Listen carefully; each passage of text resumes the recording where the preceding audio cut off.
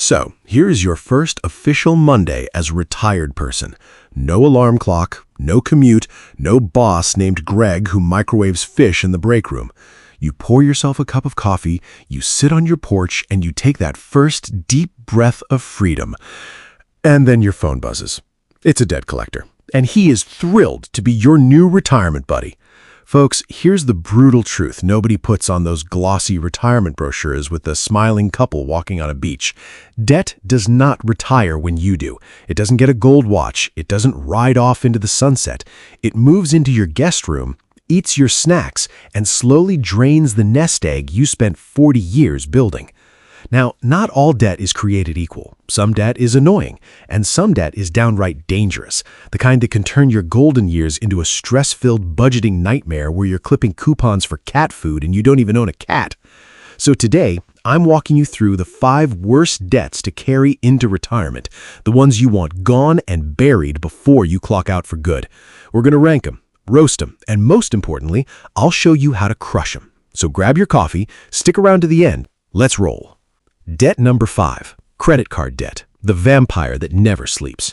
Now look, I love a good credit card. The points, the cash back, the free airport lounge where they give you those tiny pretzels.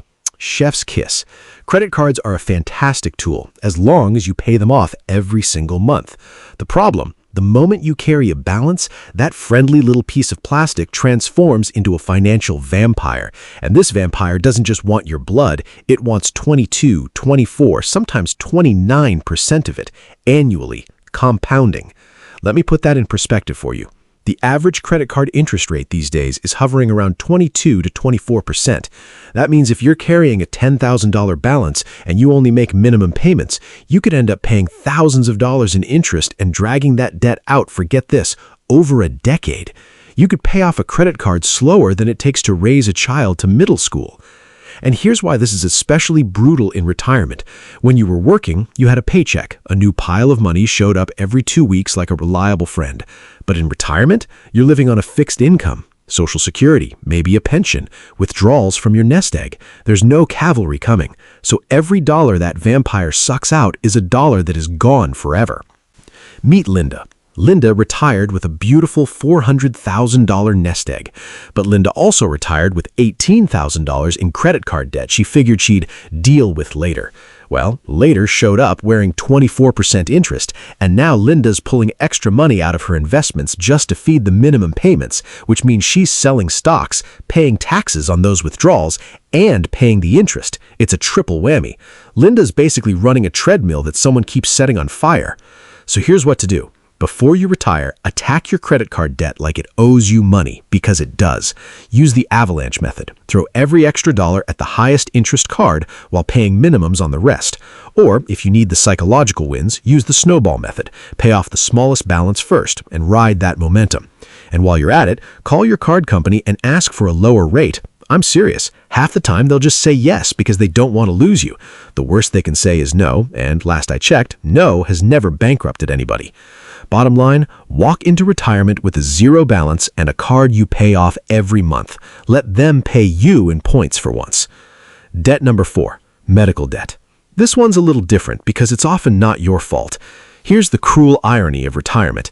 The exact time in your life when you finally have time to relax is the exact time your body starts filing complaints. The knees go, the back goes. You sneeze and somehow throw out a rib. It's like your warranty expired the day you stopped working. And medical care in this country is expensive. One unexpected hospital stay, one surgery, one let's run a few tests that turns into a bill the size of a used car, and suddenly you're staring at a number with way too many zeros on it. Now here's what most people don't know, and this is the part I really want you to hear. Medical debt is the most negotiable debt on this entire list. That's right. Unlike the IRS, which we'll get to, medical bills have a lot of give in them. Hospital bills are notoriously padded. They'll charge you $40 for a single Tylenol, the kind you can buy a whole bottle of for $4. So that bill that says you owe $30,000, that's the sticker price. That's the fancy restaurant menu with no prices price. Nobody actually pays that if they know how to ask. Here's your game plan. First, Always request an itemized bill. You'll be shocked how often they charge you for stuff that never happened. A procedure you didn't have, a room you weren't in, a comfort kit that was apparently a box of tissues and a will to live. Errors are everywhere.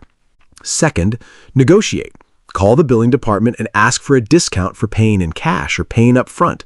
Ask about financial assistance or charity care programs. Most hospitals have them, and they do not advertise them. Third, please don't put medical debt on a credit card. I know it's tempting. The hospital wants their money and the card is right there. But the second you do that, you take a zero-interest, super negotiable medical bill and you turn it into a 24% interest vampire. You just promoted your problem to a bigger problem. Don't do it. The goal here is to enter retirement with a fat emergency fund. I'm talking a solid cushion specifically for health surprises, and to make sure your Medicare coverage and any supplemental plans are dialed in before you retire, because a good supplement plan today is a whole lot cheaper than a medical debt collector tomorrow. Debt number 3, cosigned unsecured loans, the I did it for love disaster. This one stings because it usually starts with a good heart and ends with a bad outcome. Here's the scenario. Your kid, your grandkid, your nephew Kevin, somebody you love needs a loan. A personal loan, a private student loan, maybe financing for some amazing business opportunity involving cryptocurrency and a guy he met online. And the bank says, sure, but only if someone with good credit cosigns. And guess whose credit is shining like a diamond after 40 years of responsible living? Yours. So you sign, because you love them, because what could go wrong? Folks, let me explain what co-signing means in plain English.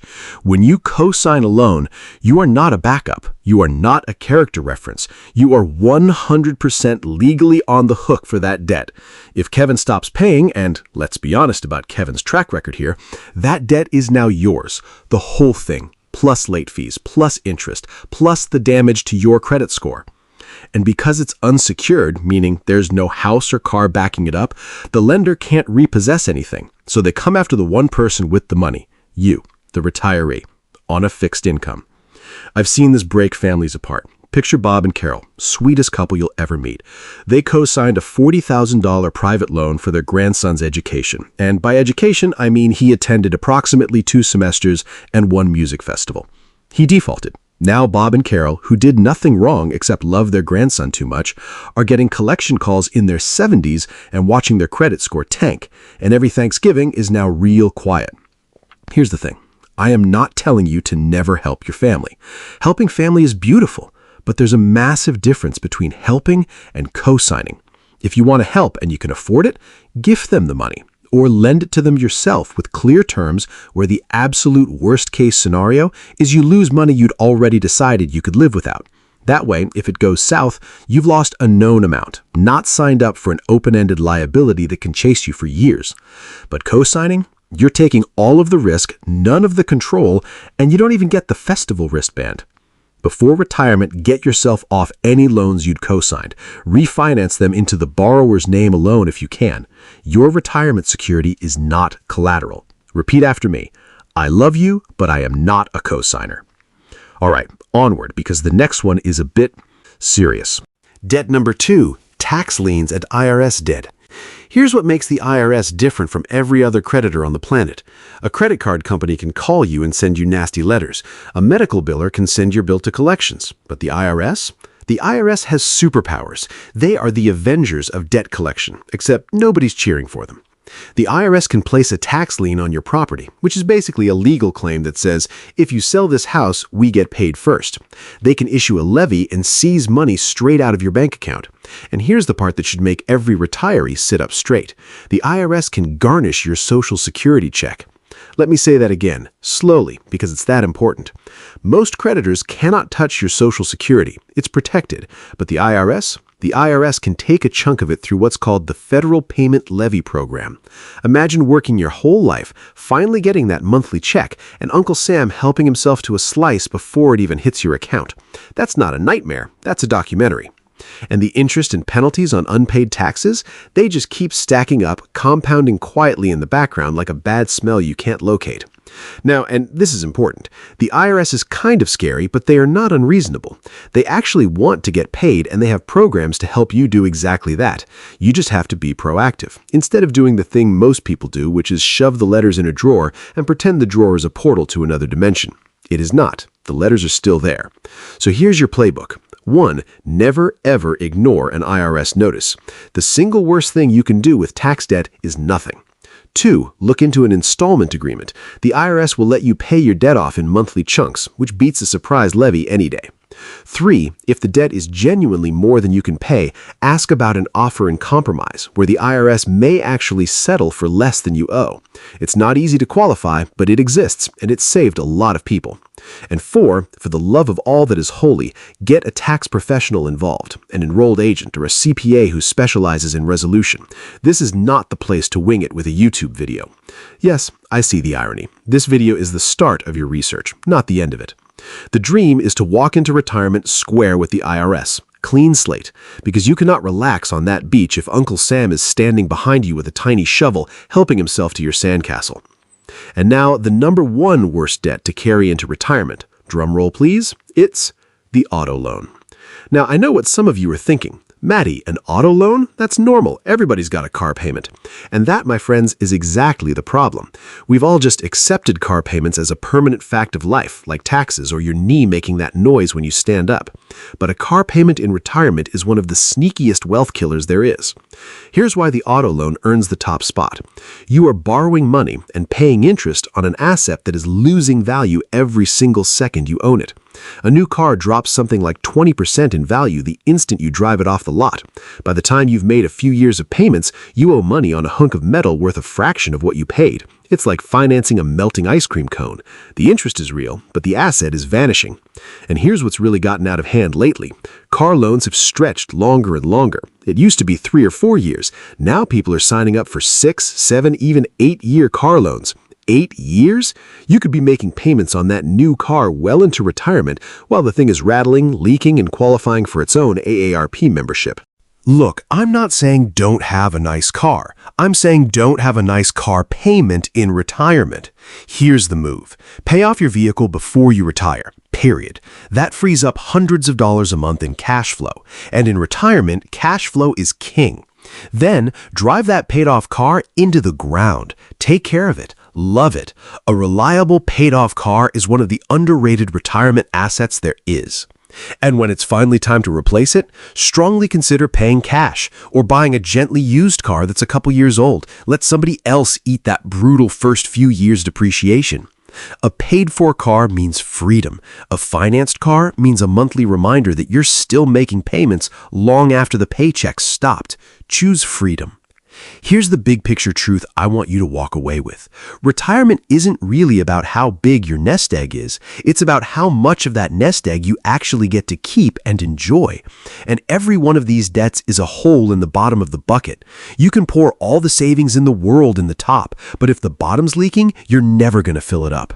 So make a list. Today, right now if you've got a pen, write down every debt you've got and build a plan to walk into retirement owing as little as humanly possible, ideally nothing. Imagine that first Monday of retirement again. Coffee, porch, deep breath. Except this time, when your phone buzzes, it's just your grandkids sending you a meme you don't quite understand. That's the goal. As the norm, if this video helped you out, do 3 quick things for me. Hit that like button, subscribe so you don't miss the next one, and drop a comment telling me which of these 5 debts are you working on knocking out before you retire.